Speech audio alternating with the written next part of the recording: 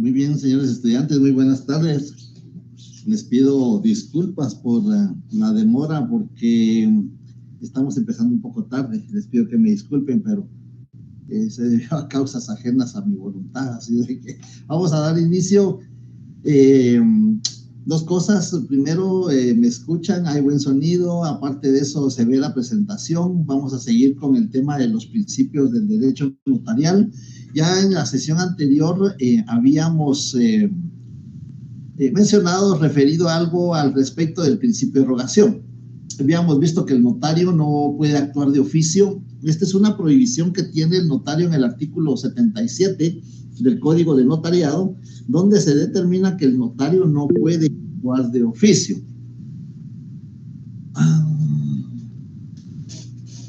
Alguien nos está saludando desde Tactic. Bien, entonces les decía que en el artículo 77 del Código de Notariado vamos a encontrar la prohibición que al notario le es prohibido, y nos vamos a ir a donde se determina que no puede extender certificaciones de hechos que presencia sin haber intervenido en ellos por razón de oficio, solicitud de parte o requerimiento de autoridad competente. Es decir, que el notario de oficio por voluntad no puede ejercer la función notarial. Debe haber un requerimiento, es decir, debe haber una o varias personas que soliciten su intervención, su asesoría, su participación en el desarrollo del negocio jurídico que desean realizar. Luego tenemos el otro elemento del principio de rogación, cuando el notario actúa por disposición de la ley. El notario va a actuar por disposición de la ley cuando hay un precepto jurídico, es decir, cuando hay un artículo que regula su intervención, que exige o que ordena su intervención y que lo hace autorizar un instrumento público. Quiero hacer énfasis en esto porque muchas veces cuando preguntamos, cite dos ejemplos de la actuación del notario por disposición de la ley, muchos me escriben remitir avisos. No, eso no es por disposición de la ley, esa es una obligación que tiene el notario. Además de eso, ahí no está autorizando ningún instrumento público. Lo que está haciendo es extender un aviso, un documento de carácter notarial que lleva la firma, que lleva el sello y si el notario desea agregarle alguna otra información, pero ahí no está cumpliendo por disposición de la ley. Ahí lo que está haciendo es cumpliendo con una obligación que tiene de remitir los avisos. Actúa por disposición de la ley cuando existe un artículo, cuando existe un precepto jurídico que lo obligue, o que producto de ello, mejor dicho, que producto de ello autorice un instrumento público. Señalamos algún ejemplo como el artículo 101 del Código Civil, donde regula que el acta de matrimonio debe, ese debe es imperativo, es de que es una obligación, debe ser protocolizada.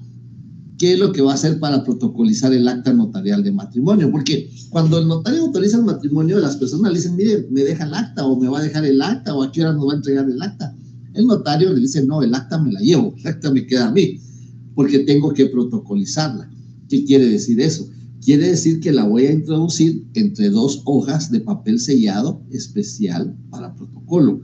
Pero no es solamente de introducir el acta notarial de matrimonio. Hay que redactar un instrumento público que se llama acta de protocolación, o sencillamente instrumento de protocolación. Ese instrumento de protocolación solo lo firma el notario, ¿no? En el artículo 29, numeral 12 del Código de Notariado, se determina cuando el notario sea el propio otorgante, utilizará la antefirma por mí y ante mí. Es decir, él está siendo el otorgante y él está siendo el autorizante. Entonces, cuando vamos a protocolizar un documento por disposición de la ley, lo vamos a redactar, es decir, ese instrumento que vimos dentro de aquellos 7 se llama instrumento de protocolación o acta de protocolación, y entonces como ahí lo vamos a firmar solo nosotros como notarios, entonces lo vamos a autorizar con la antefirma por mí y ante mí. El acta notarial de matrimonio es un ejemplo claro cómo se protocoliza, que debe protocolizarse. El acta notarial de matrimonio es un instrumento público. Las personas llegan y le solicitan al notario, le manifiestan su deseo de contraer matrimonio. Ahí está actuando a requerimiento de parte. El acta notarial la va a autorizar a requerimiento de parte. Además de eso, la van a firmar los requirentes. Las personas contrayentes van a firmar el acta notarial. Ya que el notario tiene el acta notarial que la ha autorizado, que ha terminado la ceremonia del matrimonio, lleva el notario a la oficina el acta notarial, toma una hoja de protocolo y la va a protocolizar, la va a introducir entre dos hojas de protocolo. Les digo toma una hoja porque ahí va a redactar el instrumento o el acta de protocolación o de protocolización. La ley le llama de las dos maneras. Entonces, ahí el notario está actuando por disposición de la ley. Otro ejemplo que citamos fue el artículo 480 del Código de Comercio. En el artículo 480 se regulan los requisitos que debe contener el acta notarial de protesto. Es lo mismo que el matrimonio. La persona llega y le dice, licenciado, no me pagaron esta letra de cambio, no me pagaron el cheque en el banco, no me aceptaron la letra de cambio, es decir, un título de crédito. El notario lo que va a hacer es protestar ese documento, ese título de crédito. El ejemplo tal vez un poco más explicable, más fácil, es el del cheque. El notario recibe el cheque, se dirige a la agencia bancaria, se presenta ante el cajero pagador y le pone a la vista el título cheque. Porque hay quien dice que es título de crédito, otro que es documento de pago, pero eso lo verán ustedes en mercantil. Presenta el cheque y el cajero pagador le va a manifestar que no lo va a pagar. No se lo hago efectivo porque le falta una firma, no tiene fondos, cancelaron la cuenta, la que está consignado en letras es contradictorio con lo que está consignado en cifras. Hay una serie de justificaciones o de causas por las que no paga el cheque el cajero pagador. El notario va a autorizar el acta notarial de protesto, que presentó el cheque para su pago en tiempo, porque ese es otro elemento del protesto, que debe de presentarse dentro del tiempo que regula la ley, el Código de Comercio. Entonces va a presentar el cheque en tiempo, que son 15 días para los cheques, que son 15 días corridos. Muchas veces se piensa, como es sábado, es domingo, voy hasta el lunes. No, los 15 días cuentan corridos, los 15 días. Pero el notario entonces va a autorizar un acta notarial. ¿Por qué va a autorizar el acta notarial? Porque la persona interesada llegó a la oficina, le requirió, principio de rogación, le requirió al notario que se atendiera porque no le habían pagado ese cheque, ese documento, título de crédito. Con el acta notarial de protesto, ¿qué hace el notario? Pues conforme al artículo 480 del Código de Comercio, debe protocolizarla. El acta debe protocolizarla. Así lo regula el artículo 480 del Código de Comercio. Eso quiere decir que el notario tiene que protocolizar esa acta notarial. Y la va a protocolizar por mí y ante mí. Porque el cliente le pidió que protestara el cheque, pero no le pidió que lo protocolizara, porque eso lo regula la ley. Además, el cliente no lo sabe, salvo que sea un estudiante de Derecho como ustedes o un notario. Pero la persona no lo sabe, la persona lo que quiere es ver por qué no le pagaron el cheque. Bueno, ese es un ejemplo. Otro ejemplo lo vamos a encontrar en la Ley de Colegiación Profesional Obligatoria, en el artículo 5, donde se determina cómo se constituye un colegio profesional. Y ahí vamos a encontrar que el colegio profesional se puede constituir a través de un acta notarial. Y esa acta notarial debe protocolizar. La palabra debe, ese es el elemento esencial. Cuando se encuentra el término debe, es imperativo, es obligatorio, el acta notarial debe protocolizarse. ¿Y quién lo va a protocolizar? Pues el notario que la autorizó. Igual del matrimonio. ¿Quién va a protocolizar el acta notarial de matrimonio? Pues el notario que autorizó el matrimonio. Y lo mismo sucede con el protesto. Bien. Otro ejemplo, yo quisiera a favor que, tal vez por cuestión de que hoy sí les pido disculpas y me siento un poco molesto con eso, conmigo mismo, porque vine un poco tarde, pero ahí no sé por qué hubo mucho tráfico ahí. Otro ejemplo lo encontramos en el artículo 38 de la ley del organismo judicial. En el artículo 38 de la ley del organismo judicial vamos a encontrar otro ejemplo de actuación del notario por disposición de la ley. En el artículo 38, además de los requisitos indicados en el artículo anterior,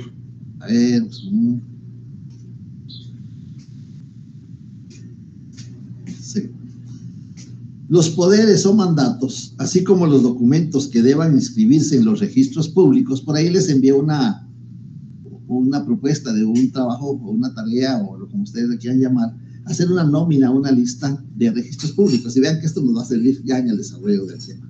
Bien, voy a repetir. Además de los requisitos indicados en el artículo anterior, los poderes o mandatos, así como los documentos que proceden a inscribir en los registros públicos, deberán ser protocolizados ante notario, y las autoridades actuarán con base a los respectivos testimonios. Es decir, el notario está facultado para autorizar instrumentos públicos en el extranjero, siempre y cuando surtan efectos en Guatemala. Pues podemos ir a cualquier lugar del mundo, encontramos a un connacional, desea otorgar un mandato para un familiar que se encuentra en Guatemala, lo podemos redactar en el extranjero. Lo único que tenemos que tener son un par de hojas de papel bond, un bolígrafo y nuestros conocimientos, y empezamos a redactar el mandato. Lo autorizamos en el extranjero como una escritura pública, solo que en papel bond, con base al artículo 43 de la ley del organismo judicial. Entonces, con base al artículo 43 de la ley del organismo judicial, lo autorizamos en el extranjero, lo traemos a Guatemala y lo protocolizamos. La persona que lo firmó se quedó en el extranjero. Traemos el documento y lo protocolizamos. Y eso es por disposición de la ley. Porque para que surte efectos ese documento, tenemos que protocolizarlo. La única diferencia es que aquí lo puede protocolizar otro notario también, no el mismo notario que lo autorizó. Porque puede ser que el notario esté en el extranjero, pero que no venga pronto. Entonces puede enviarlo y otro notario que lo recibe puede protocolizarlo. Esa sería la diferencia, pero esos son temas del notariado 2. No quiero confundirlos, no quiero que nos sintamos así un poquito como, bueno, dijo una cosa y después otra, no. Y si no queda claro, yo les pido por favor que ustedes me lo hagan saber, yo con mucho gusto hablo más despacio. Pues lo repito, sí, Keila, ¿verdad? Sí, licenciada, todos los documentos que hace un notario los debe de protocolizar, o hay algunos que no se deben de protocolizar. No, ¿qué documentos deben protocolizarse? Se me está adelantando un poquito, pero le voy a resolver la inquietud. En el artículo 63 del Código de Notariado se determina cuáles documentos pueden protocolizarse. En el artículo 63 dice, podrán protocolarse, que es lo mismo de protocolizarse, podrán protocolarse los documentos o diligencias cuya protocolación esté ordenada por la ley, que son los casos que hemos venido analizando por el momento, o por un tribunal competente, es decir, por un tribunal que ordene la protocolización de ese documento. Entonces ya tenemos ahí la primera categoría de documentos que pueden protocolizarse. Ya cuando vayamos un poquito más adelante vamos a explicar cuáles son los que puede ordenar el juez que se protocolice. Pero en el artículo 63 tenemos ese documento, los que están ordenados por la ley. Cite 3 documentos que deban protocolizarse, que estén ordenados por la ley: el acta de matrimonio y su fundamento, artículo 101 del Código Civil. Documentos que vienen del extranjero, que deban inscribirse en los registros públicos. Es que así debe ser la respuesta. No solo que vengan del extranjero, porque hay unos que vienen del extranjero que no se inscriben. Documentos autorizados en el extranjero que deban inscribirse en los registros públicos, artículo 38, ley de organismo judicial. Acta notarial de protesto, artículo 480 del Código de Comercio. Acta de constitución de colegio profesional, artículo 5 de la ley de colegiación profesional obligatoria. Sí, sí debe darse aviso de las protocolizaciones, especialmente de las que vienen del extranjero. Cuando viene un documento del extranjero, sí estamos obligados a remitir aviso con base al artículo 40 de la Ley de Organismo Judicial. Pero es que ahí ya estamos entrando, me alegra mucho y los felicito porque surgen las dudas, surgen las preguntas, pero este tema ya es de notariado 2. No, sin embargo, yo voy a tratar de explicarlo de una manera sencilla para que cuando lleguemos a notariado 2 ya lo podamos explicar de una forma más profunda. Entonces, atendiendo eso a la pregunta de Keila, ¿qué otros documentos pueden protocolizarse? Bueno, los documentos privados que tengan la firma legalizada, eso se pueden protocolizar también. ¿Y qué otros documentos? Los documentos privados que no tengan firma legalizada. Es decir, el notario tiene que calificar qué documentos son los que se pueden protocolizar. Pero ese es tema de notariado 2. Si ustedes ven el programa notariado 2, van a ver que vamos a encontrar el tema protocolización de documentos. Y ahí vamos a ver las distintas categorías, qué requisitos debe cumplirse, qué obligaciones, como el aviso que me preguntan, qué obligaciones tiene el notario cuando protocoliza un documento, venga o no venga del extranjero,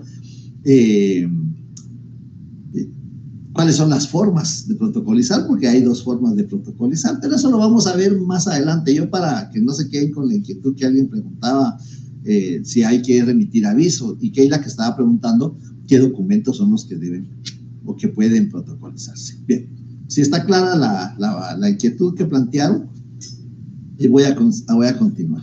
Sí, gracias. Muy bien. Entonces vemos ahí que ese es el principio de rogación. El notario debe de actuar a requerimiento de parte. Artículo 1 del Código de Notariado. El notario no puede actuar de oficio. Artículo 77 del Código de Notariado. El notario puede actuar a requerimiento de parte o por disposición de la ley. Artículo 1 del Código de Notariado. Ahí están las 2 formas cómo actúa el notario. ¿Cuáles son las 2 formas? ¿Cómo actúa el notario? 1, a requerimiento de parte. 2, por disposición de la ley. Cite 3 documentos que el notario autoriza por disposición de la ley. 3 documentos o 3 instrumentos públicos que el notario autoriza por disposición de la ley. Y ahí ya citamos algunos ejemplos. Bien. Si no hay dudas o comentarios con respecto al principio de rogación, pasaríamos al principio de consentimiento. Ya vimos que un elemento esencial en el derecho notarial es el consentimiento, y a eso se debe esa característica que tiene el derecho notarial, que actúa en la fase normal del derecho, llamada también fase in jus vivere, que quiere decir vivir dentro del derecho. Algo bastante complicado, pero tenemos que tratar de hacerlo. Vivir dentro del derecho. Y ahora últimamente he estado viendo que está muy en mención lo de la función pública. Los funcionarios no pueden hacer más que lo que la ley les permite.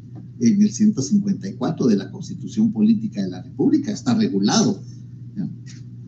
El funcionario o empleado público no puede hacer más de lo que la ley le permite. Eso es el principio de in jus vivere, vivir dentro del derecho. Pero el principio de consentimiento no solo es para el notario, sino que el principio de consentimiento, lo elemental, es para las partes contratantes. Las partes contratantes deben manifestar su consentimiento. Es decir, deben de aceptar los términos en que se va a llevar a cabo un negocio jurídico. Por eso existe aquella fase que se llama el iter contractus, toda la fase anterior al momento de formalizar el instrumento público. Porque las partes se reúnen, empiezan a discutir, quiero decir, a platicar lo concerniente al negocio jurídico, el precio, la forma de la cosa, la entrega de la cosa, la forma de pago, es decir, todos esos elementos previos a ya materializar en un documento el negocio jurídico es el iter contractus. Pero el consentimiento es el elemental. Ya que se han puesto de acuerdo que el precio, ¿cómo lo voy a pagar? Mira, a mí no me alcanza el dinero, solo te puedo dar una parte, te pago el resto en ¿qué? En un año, en 12 meses, en 24 meses. El contrato de arrendamiento es uno que tiene mucho elemento de eso. ¿Para cuánto tiempo vas a necesitar el inmueble? Bueno, pues lo quiero para 6 meses, lo quiero para 12 meses, o lo quiero para más, para 5 años, 60 meses.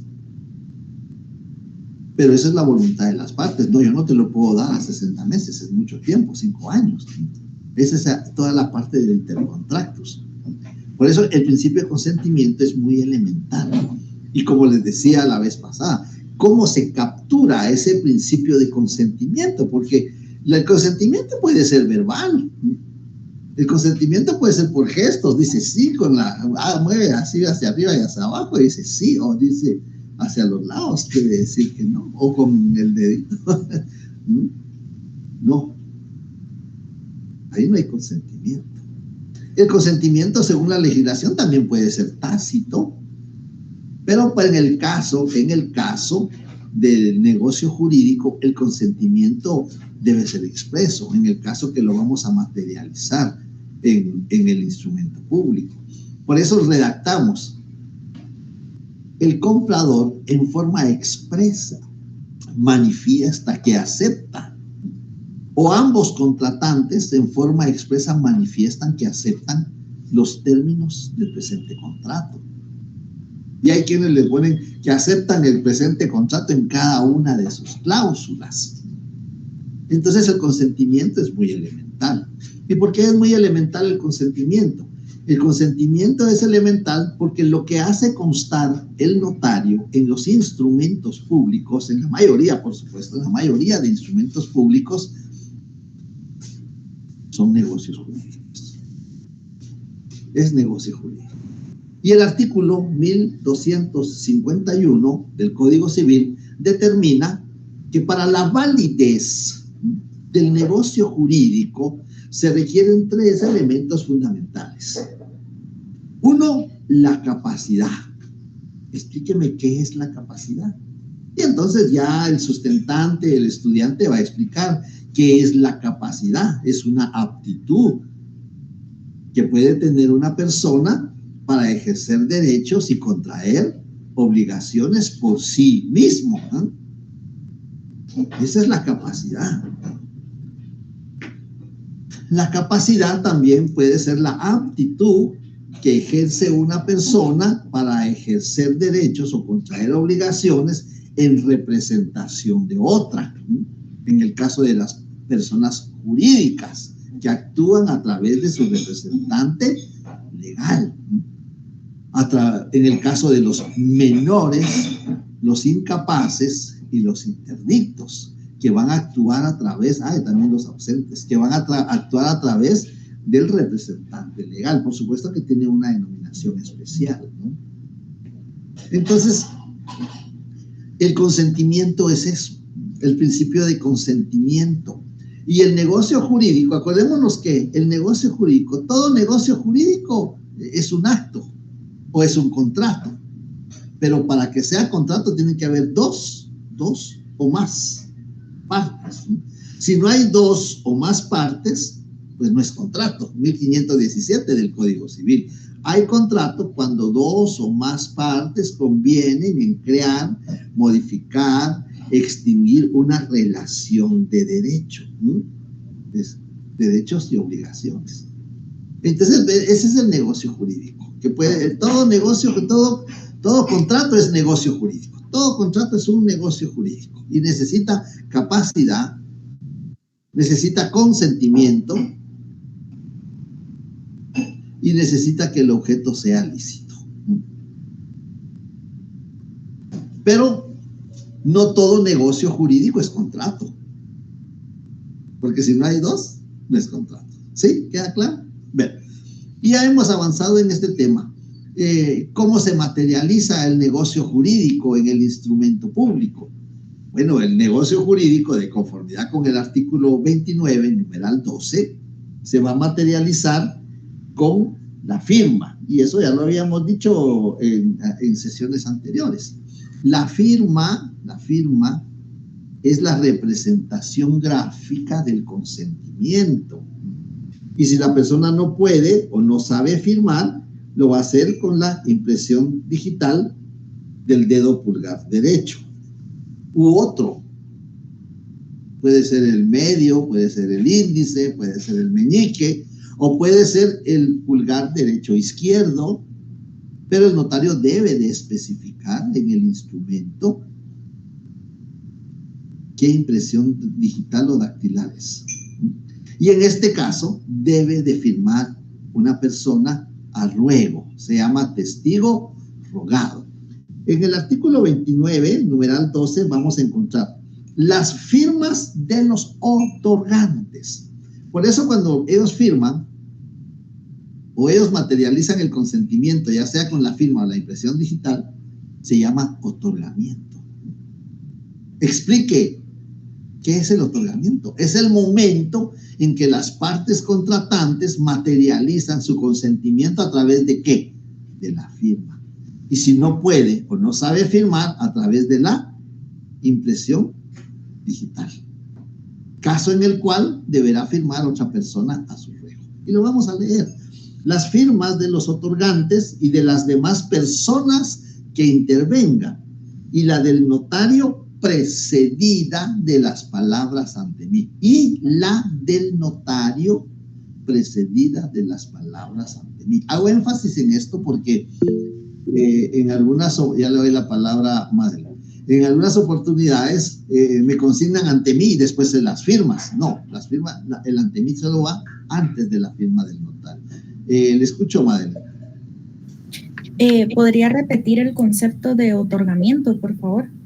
Pues, el otorgamiento es el momento en el cual las partes contratantes, si se tratara de contrato, o la parte interesada, plasma su consentimiento en el instrumento público a través de la firma o de la impresión dactilar. Si no sabe o no puede firmar el otorgante. En este caso, firmará un testigo a su ruego. Esto lo encontramos en el artículo 29. Por supuesto que la redacción es diferente. Acá dice o regula las firmas de los otorgantes y de las demás personas que intervengan, y la del notario precedida de las palabras ante mí. Si el otorgante no supiere o no pudiere firmar, pondrá la impresión digital del dedo pulgar derecho. Y en su defecto, otro que especificará el notario, firmando por él un testigo. Y si fueren varios los otorgantes que no supieren o no pudieren firmar, lo hará un testigo por cada parte o grupo que represente un mismo derecho. A veces hay grupos, hay copropiedad. Si un inmueble pertenece a 3 personas, ya hay copropiedad. Y si las 3 personas no pueden o no saben firmar, van a dejar la impresión digital del dedo pulgar derecho u otro que va a especificar el notario. Y entonces va a firmar un testigo por los 3, que representan un mismo derecho. ¿Qué derecho representan?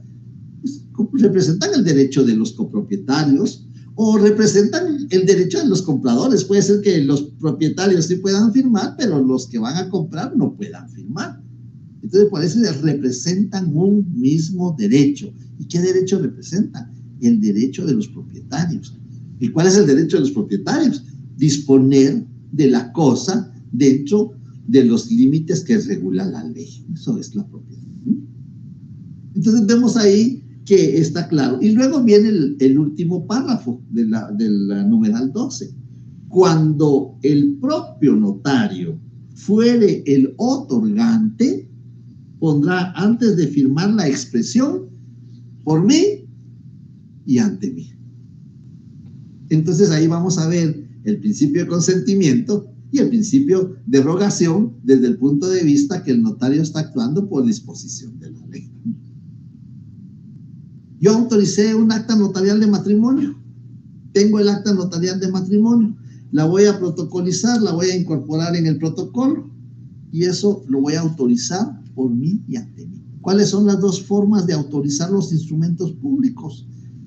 Cuando firman las personas contratantes, cuando hay otorgamiento, firman las personas, luego las palabras ante mí y la firma del notario. Esa es una forma de autorizar.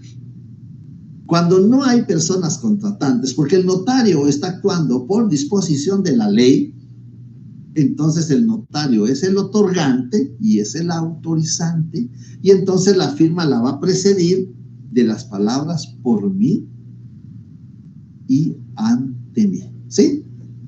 Ahí tenemos entonces el principio de consentimiento. No sé si hay dudas, comentarios, observaciones. Lo importante son los fundamentos jurídicos, ¿sí? Alexia, sí, te escucho. Buenas tardes, disculpe, ¿podría repetir lo del notario cuando no hay parte, sino que él otorga y él firma y también otorga? Él otorga y autoriza. Él otorga y autoriza. Tenemos que irnos familiarizando con la terminología notarial. Hay terminología notarial. Cada área del derecho tiene su argot, su léxico, su terminología. Nosotros al otorgamiento, o cuando las personas firman, le llamamos otorgamiento. Bueno, no nosotros, sino la doctrina le llama otorgamiento. La ley también. La firma de los otorgantes. Ya le doy la palabra a Rodolfo. La firma de los otorgantes. Ese es el otorgamiento. El momento en que las partes contratantes o la parte interesada, si no hay contrato, si solo hay uno, firma otorgamiento. Y cuando el notario es el propio otorgante, ¿sí? ¿Cuándo va a ser el notario el propio otorgante? Si leemos el artículo 77 del Código de Notariado, ya le doy la palabra a José. El notario puede autorizar su propio testamento. Vengo yo, tomo hojas de mi protocolo, no es mío, es del Estado, pero tomo hojas del protocolo que tengo a mi cargo y redacto mi testamento. Claro, con las formalidades que exige el artículo 42 del Código de Notariado. Redacto el testamento y como yo soy el otorgante, yo estoy disponiendo de mi patrimonio. El patrimonio integra el activo y el pasivo. Yo estoy disponiendo de mi patrimonio para cuando ya no esté físicamente, yo soy el otorgante. Pero la ley me faculta que pueda autorizar mi testamento. ¿Cómo lo voy a autorizar? Por mí y ante mí. Porque yo soy el propio otorgante. Creo que ese es un buen ejemplo cómo se lleva a cabo el otorgamiento a través de la antefirma por mí y ante mí. El otorgamiento y la autorización, las dos cosas. José, le escucho. Haciendo duda sencilla, licenciado. El otorgar y autorizar eran las dos formas de ¿qué cosa dijo? Vean, le voy a tratar de leer. El otorgamiento, hay dos formas de otorgar. Yo puedo otorgar, puedo ejercer derechos y contraer obligaciones, puedo otorgar mi consentimiento en dos formas. Uno, con mi firma. Si no puedo firmar, con mi impresión digital. Pero en este caso debe firmar un testigo a mi ruego. Esa es una forma de otorgamiento. Con la impresión digital, firmando un testigo a ruego. Y la otra forma de otorgamiento es con mi firma. Ahora viene la autorización. La autorización también tiene dos formas. Cuando hay firmas de personas contratantes, de personas interesadas, el notario va a autorizar con la antefirma ante mí. Cuando no hay contratantes, cuando el notario está actuando por disposición de la ley, el notario va a autorizar con la antefirma por mí y ante mí. No sé si ahí en este sentido iba su duda, José. Sí, licenciado, gracias. Bien. Entonces, ya salimos del principio de consentimiento. Si no hay más dudas, más comentarios, observaciones, preguntas, vamos a pasar entonces al principio de la fe pública. En el artículo 1 del Código de Notariado,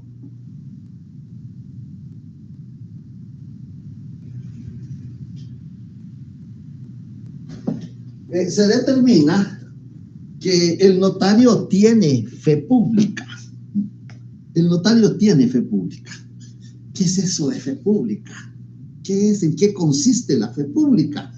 Y muchas veces cuando preguntamos esto, me dicen, es aquella que tiene el notario, pero ¿aquella qué? ¿Dónde la tiene? Hay que buscarla, ¿dónde la tiene? Es aquella que tiene el notario. No, esa no es respuesta. ¿Qué es la fe pública? Pues la fe pública es una potestad, es un atributo, es una facultad que el Estado le confiere a ciertos funcionarios. Esto es la fe pública, es una potestad, es un atributo o una facultad, si ustedes quieren, hay tres formas de decirlo, que el Estado le confiere a ciertos funcionarios. Vean la palabra funcionarios. El que tiene fe pública es un funcionario. ¿Quiénes tienen fe pública? Pues nos vamos a ir al artículo 186.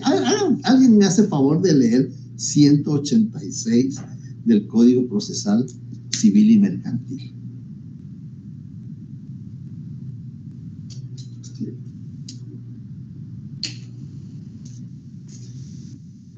Nadie tiene este Código Procesal. Artículo 186, licenciado. Gracias, Andrés. Muy bien, Código Procesal Civil y Mercantil. Autenticidad de los documentos. Los documentos autorizados por notario o por funcionario o empleado público en ejercicio de su cargo producen fe y hacen plena prueba, salvo el derecho de las partes de redarguirlos de nulidad o falsedad. Los demás documentos a que... Ahí estamos, Andrés. Gracias, ahí estamos. ¿Quiénes tienen fe pública? Pues ciertos funcionarios y empleados públicos y el notario. Los documentos extendidos por notario, funcionario y empleado público. ¿Qué diferencia habrá entre funcionario y empleado público? ¿O no la diferencia? ¿Qué diferencia hay entre un empleado y un funcionario público? Entonces vemos que dice, producen fe y hacen plena prueba. Producen fe. Se tienen por cierto. Eso quiere decir, se presume que es cierto, que es verdadero, que es auténtico. Se presume. Es decir, hay una presunción. Así como mencionan la presunción de inocencia. Pues igual, la fe pública se presume que lo que autorizó el notario es verdadero, es cierto. Es fidedigno de los otorgantes. Es su voluntad. Eso es. Se presume. ¿Por qué se presume? Porque si aparece alguien interesado, lo puede redarguir, lo puede impugnar, de nulidad o de falsedad. ¿Le escucho, Telma? Gracias, licenciado. Solo como comentario, yo vi un documento hoy donde firmaron unas personas, era un contrato, y al final legalizó las firmas de una notaria. Pero las personas firmaron al revés, o sea, en el nombre de una firmó la otra y en el otro nombre, o sea, firmaron al revés. Ese sería entonces un documento que se puede redarguir. No, porque no sé por qué consignaron el nombre de las personas. Me imagino que hay quienes tienen ese hábito, consignan el nombre de las personas abajo y arriba firma la persona interesada. No sé si era otorgante o si era un documento privado. Eso no lo hacen, porque ahí está la firma, ahí se quedó el consentimiento, que se equivocó en el nombre, pero al momento de poder, si lo van a redarguir, ¿de qué lo podían redarguir ahí? Pues posiblemente de nulidad, de falsedad no creo, porque fueron las personas las que firmaron, entonces podría ser de nulidad, pero al momento que se lleva ante el juez va a decir, sí, esa es mi firma. Cada quien va a decir, sí, miren mi firma. Pero firmamos cruzados, firmamos equivocados. No, eso no lo haría, no sé, no es una causa para redarguirlo de nulidad. Es muy mal hábito consignar el nombre de los otorgantes, donde van a firmar. Porque el código notariado, por lo menos en las escrituras públicas, no existe. Otro mal hábito que hay, es mal hábito. Otro mal hábito que hay es que la persona firma y a la par consigna la impresión digital. Y le digo yo en una oportunidad, mire, pero ¿y por qué aparece una impresión digital? Por seguridad. ¿Qué más seguridad que la fe pública que tiene el notario? Nosotros mismos tenemos la culpa, ¿sí?, que nos desprestigien la profesión. Nosotros mismos tenemos la culpa por esos malos hábitos. El Código de Notariado nos regula la firma de los otorgantes y a la continuación su impresión digital. Eso no lo regula. Ni porque dígame es que le quiero por seguridad. ¿A quién le dice todavía? Por curarme en salud. ¿Y por qué se va a curar en salud si tiene fe pública? Entonces eso de consignar los nombres abajo de donde van a firmar las personas es mal hábito, ¿sí? Y eso no lo hace posible de redarguirlo. Bien. Gracias. Muy bien. Sí, Armando, te escucho. ¿Y se puede firmar digitalmente, licenciado? Es que ese es otro tema. En Guatemala, por el momento, los instrumentos públicos no se pueden ni otorgar ni autorizar digitalmente. En primer lugar, ¿qué es la firma electrónica? Porque tendría que existir una firma electrónica. Y para que se tenga una firma electrónica tenemos que contratar a una autoridad, a un ente autorizado para que nos habilite la firma electrónica. Porque la firma electrónica no es esa que hacemos en las pantallas que a veces nos ponen a firmar. Es que yo le pregunto porque me hicieron favor de enviarme un acta. Es una acta de asamblea ordinaria que dice firmado digitalmente por el nombre del notario. En Guatemala no está regulado. Posiblemente, usted me dice, me enviaron, es posible que del país donde lo enviaron, es posible que sí esté permitido la autorización digital o la firma electrónica, sería lo que tendríamos que hablar. En Argentina, por ejemplo, ya están tratando de aplicar el protocolo electrónico, pero no, firma electrónica para los instrumentos públicos. ¿Cómo voy a dar fe? ¿Cómo voy a dar fe que la firma es auténtica? Sí. Es que no, me dio duda porque hasta el final sí está la firma en físico del notario, pero en el documento que me mandaron aparece firmado electrónicamente, pero en el documento sí está hecha la firma a mano y dice ante mí y abajo la firma. ¿Pero es notario extranjero o notario guatemalteco? No, es de aquí. ¿Perdón? Es de aquí de Guatemala. Pero no está válida la firma electrónica. No sé por qué lo hizo. Bien, entonces les decía que la fe pública es eso, es ese atributo que el notario recibe del Estado para robustecer con una presunción de veracidad los actos o contratos que autorizan. No solo la firma, el contenido del contrato. Por eso, si vamos a leer detenidamente el artículo 29, vamos a ver el infragito notario da fe de todo lo escrito. De todo lo escrito. El precio, las condiciones de pago, la forma de entrega, los intereses pactados, todas las condiciones, el infragito notario da fe de todo lo escrito. Y entonces, ese robustecimiento que le da el notario al instrumento público.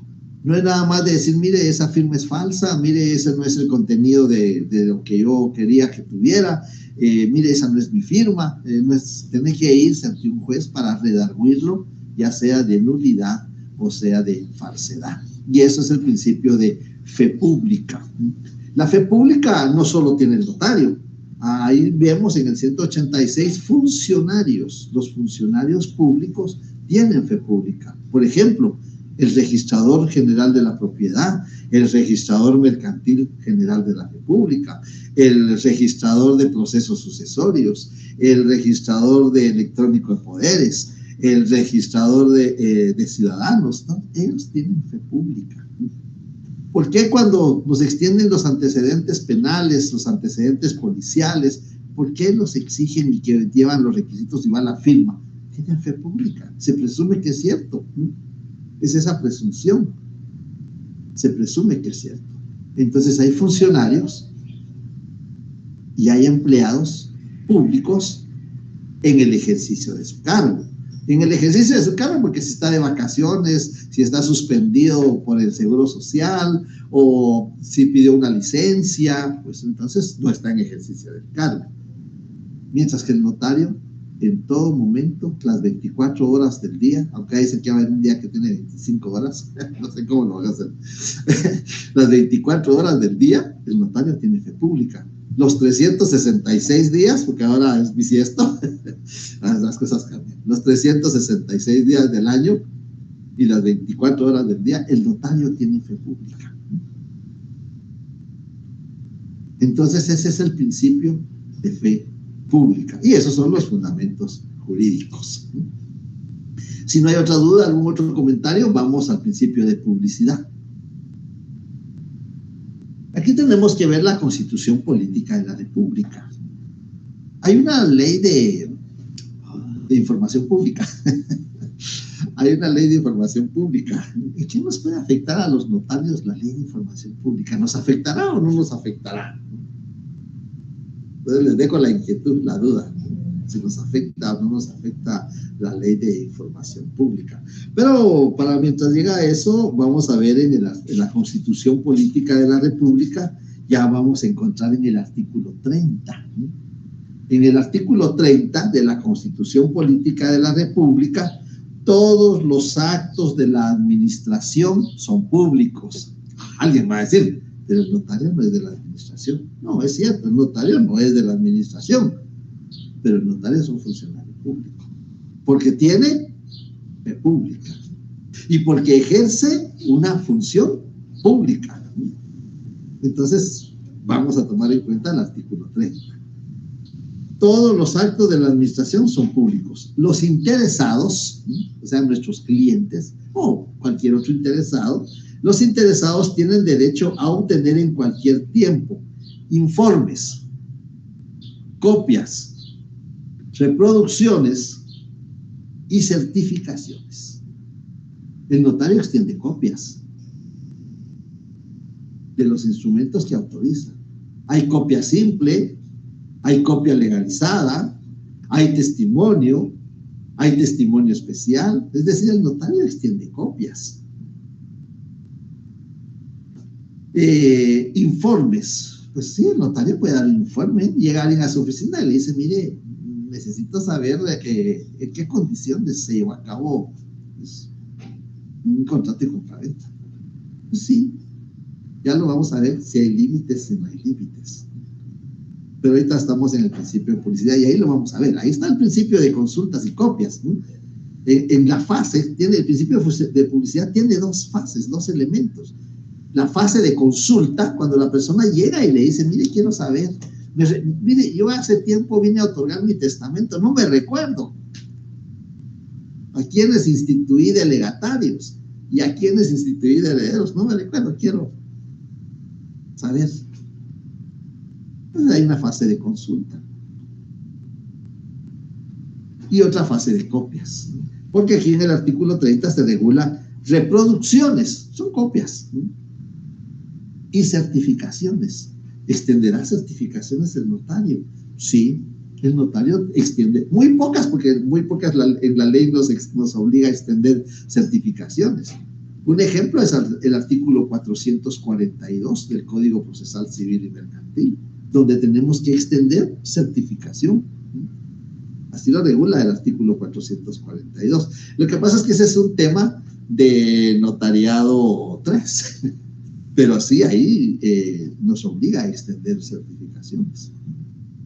Entonces, por eso tomamos estos elementos del artículo 30 de la Constitución. Lo vamos a leer ya sin interrupciones. Todos los actos de la administración son públicos.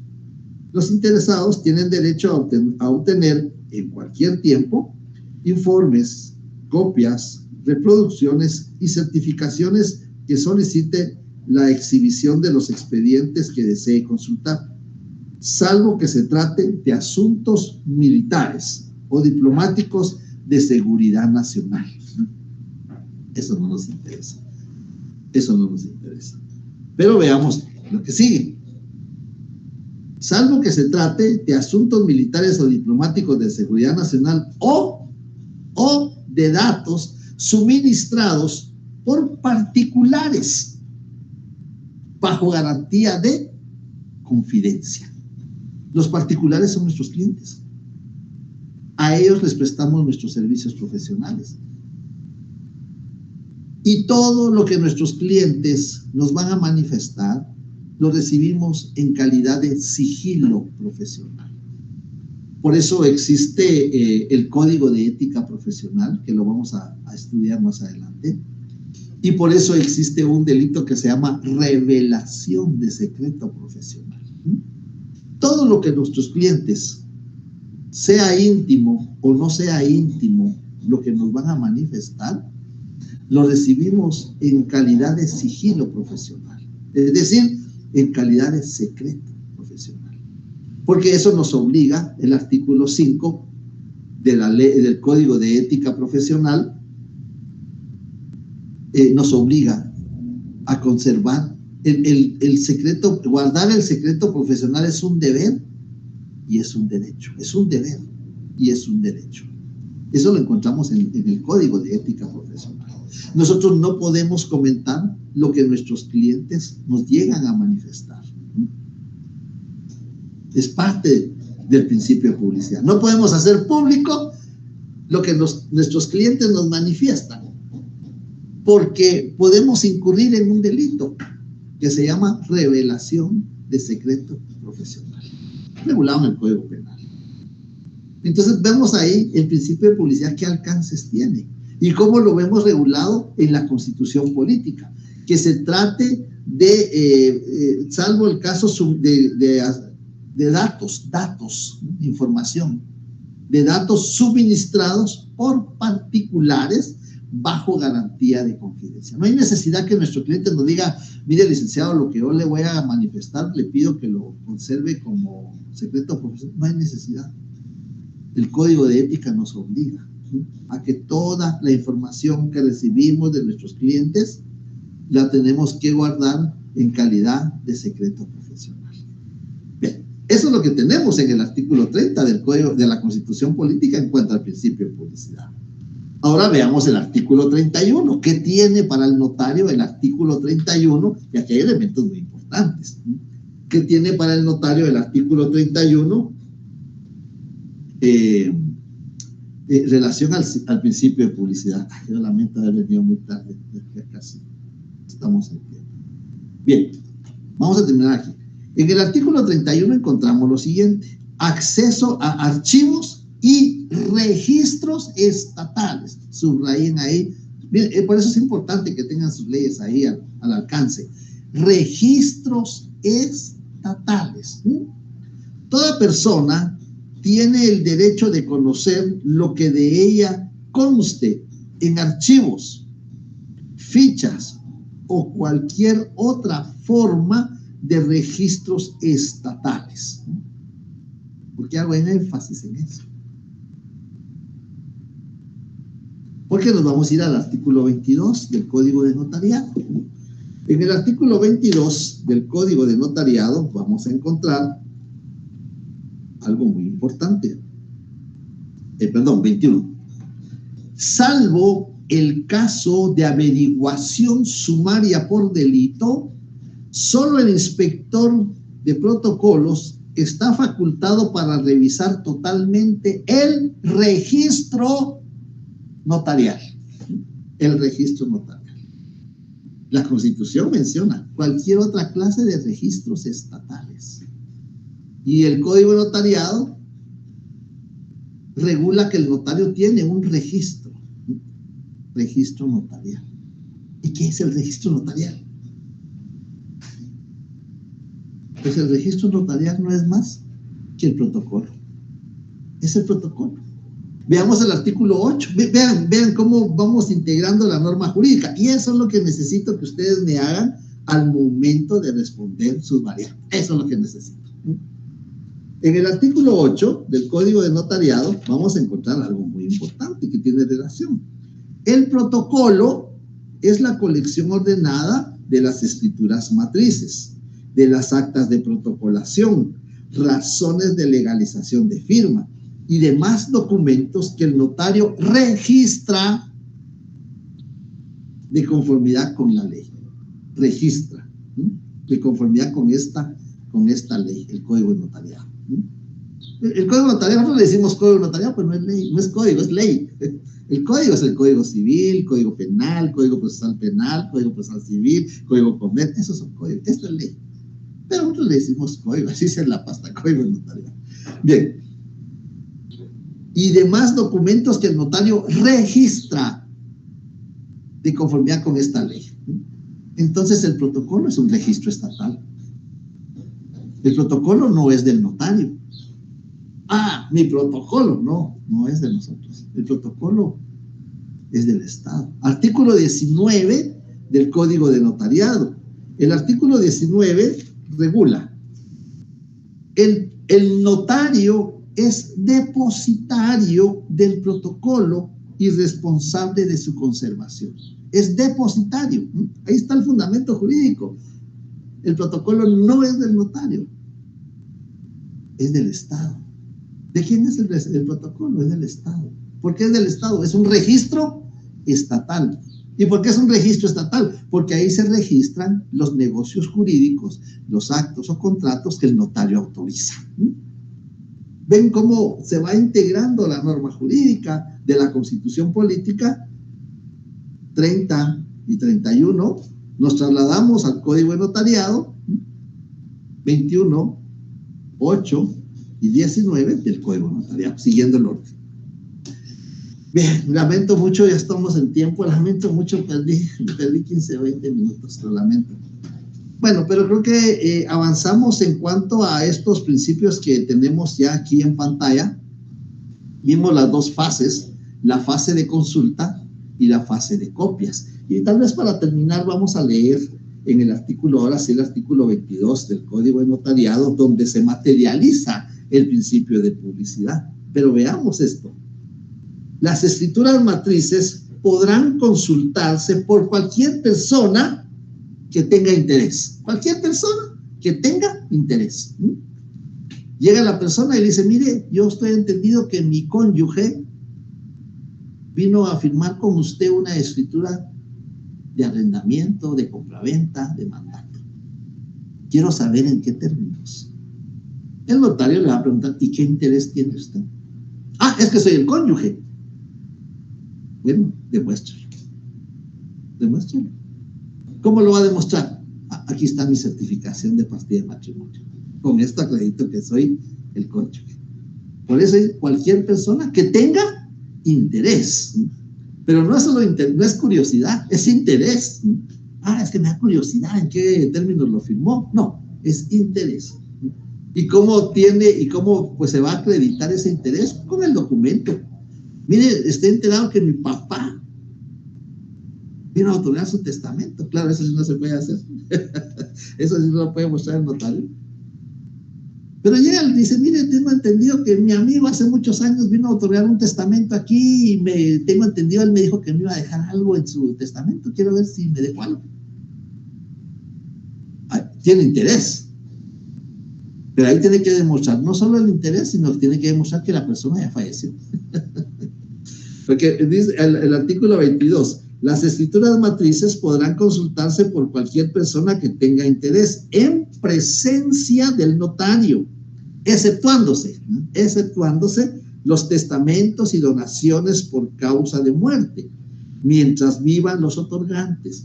Mientras esté vivo el otorgante de un testamento, no se puede hacer público a cualquier persona que tenga interés, solo a él, solo al que otorgó, pues solo a ellos corresponde ese derecho, solo al otorgante. Si el notario, pues oigan hasta dónde llega este principio de publicidad, si el notario se negare a exhibir la escritura, el juez de primera instancia de su jurisdicción, previa audiencia por 24 horas que le dará al notario, dictará la resolución que corresponda. Artículo 22 del Código de Notariado. Y nos vamos a ir al artículo 74 del Código de Notariado para ir complementando el principio de publicidad. En el artículo 73, vamos a empezar 70. El notario está obligado a extender testimonio o copia. A ver qué dice Irma. Buenas tardes, licenciado. Con una consulta, fíjese que nos toca la otra clase. Sí, Ya son las 45. bueno, sí, ya, yo lo voy a terminar. Disculpe, licenciado. No, yo le agradezco, yo les pido disculpas a ustedes por haber venido tarde. El notario está obligado a expedir testimonio o copia simple a los otorgantes o sus herederos o cesionarios o a cualquier persona que lo solicite. Ahí vamos a seguir, entonces lo vamos a dejar ahí, artículo 73 del Código Notarial. Bien, que tengan buena tarde. Nos vemos, el lunes es presencial. El lunes nos vemos en la facultad. Buenas tardes. Feliz tarde, Lee. Gracias, licenciado. Feliz tarde. Licenciado. Feliz tarde, Lee. Buenas tardes, licenciado.